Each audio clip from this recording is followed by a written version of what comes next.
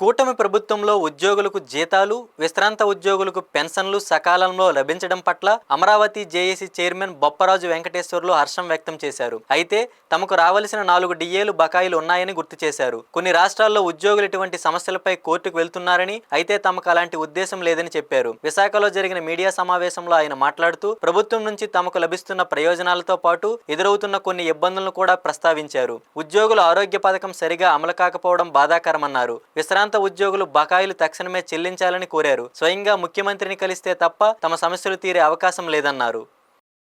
APJAC Amaravati దాదాపు 90 సంఘాల పైన శాఖాపరమైన సంఘాలు కలయికతో ఉన్నటువంటి ఏపీజేఏసీ అమరావతి గతంలో అనేక ఉద్యోగ, ఉపాధ్యాయ, కార్మిక, విశ్రాంత ఉద్యోగులు, కాంట్రాక్ట్ అవుట్సోర్సింగ్ ఉద్యోగుల యొక్క సమస్యల్ని పరిష్కరిస్తూ అనేక ఉద్యమాలు చేసినటువంటి చరిత్ర ఉన్నటువంటి ఏపీజేఏసీ అమరావతి గత సంవత్సర కాలంగా దాదాపుగా నూతన ప్రభుత్వం వచ్చినటువంటి నేపథ్యంలో గత ప్రభుత్వ కాలంలో మాకు రావాల్సినటువంటి పెండింగ్ పెట్టినటువంటి అనేక బకాయిల రాబట్టుకునేటువంటి అంశంలో కూటమి ప్రభుత్వం వచ్చిన తర్వాత సంవత్సర కాలం కావస్తున్నప్పటికీ మరి ఉద్యోగుల్లో ఎదురు చూస్తున్నటువంటి కనీసమైనటువంటి పిఆర్సీ, అలాగే ఐఆర్, అలాగే బకాయిలు, డిఏ విడుదలలు లాంటి అనేక అంశాలు ఏమీ కనీసం చర్చకు కూడా రాలేదు అని మాకు రాష్ట్ర కార్యవర్గ సమావేశాల్లో వస్తున్నటువంటి పరిస్థితుల్లో అసలు జిల్లాలకు వెళ్ళి జిల్లాల్లో ఉద్యోగులు ఏమనుకుంటున్నారో అని తెలుసుకోవాలన్నటువంటి ఒక ఉద్దేశంతో మరి ఇప్పటికే ఉమ్మడి జిల్లాలుగా ఏపీజేఏసీ అమరావతి పక్షాన 5 జిల్లాలు కంప్లీట్ చేసుకున్నాం. విశాఖపట్నం ఉమ్మడి జిల్లా ఇది 6వ జిల్లాగా రావటం జరిగింది. సో ఉద్యోగుల యొక్క ఆలోచన ఎలా ఉంది?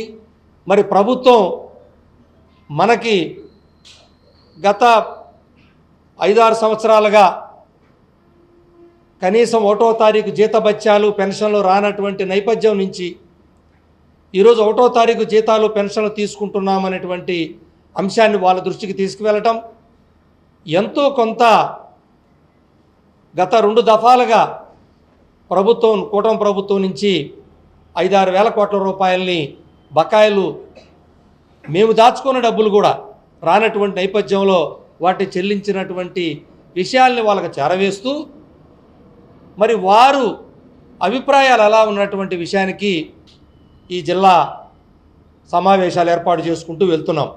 ఇంకా మిగిలిన జిల్లాలు కూడా అన్నీ కూడా పర్యటించడం జరుగుతుంది. ఈ నేపథ్యంలో మేము మా అభిప్రాయాల్ని మీడియా మిత్రులకి తెలియపరుస్తుంటే మేము ఇటీవల యూట్యూబర్స్ కొంతమంది మిత్రుల్ని చూస్తున్నాం.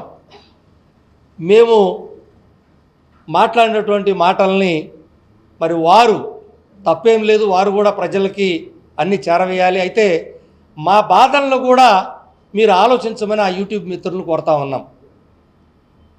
అంటే మమ్మల్ని టార్గెట్ చేసి మాట్లాడటం కాదు, నాయకత్వం చేసేది ఏముండదు. ఉద్యోగుల యొక్క అభిప్రాయాలనే మేము చూస్తాం.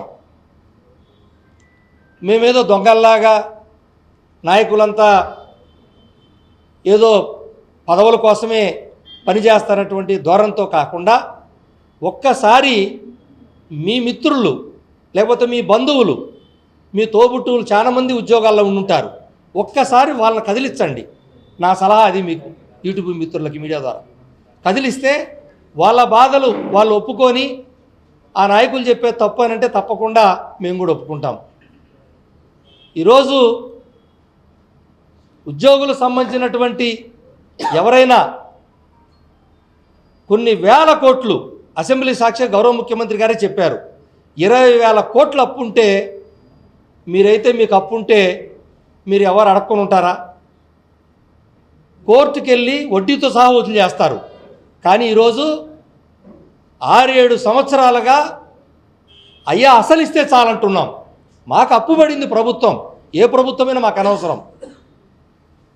కానీ మేము గౌరవంగా కోర్టుల దాకా వెళ్ళలేదు, గౌరవంతో వెళ్ళలేదు, లేదా ఉద్యమాలు చేయలేక కాదు, గౌరవం ప్రభుత్వాలకు ఉన్న ఇబ్బందులు అవన్నీ గమనించే ఉద్యోగ సంఘ నాయకులం ఆలోచించి ప్రతిదీ ప్రభుత్వానికి ఉద్యోగుల అభిప్రాయం చేరవేద్దాం, అలాగే ప్రభుత్వం చేసే పనులు కూడా ఉద్యోగులు చెబుదామని మేము తిరుగుతున్నామే తప్ప మరి మమ్మల్ని ఉద్యోగ సంఘ నాయకులు తప్పుగా భావించొద్దని వారిని కోరుతూ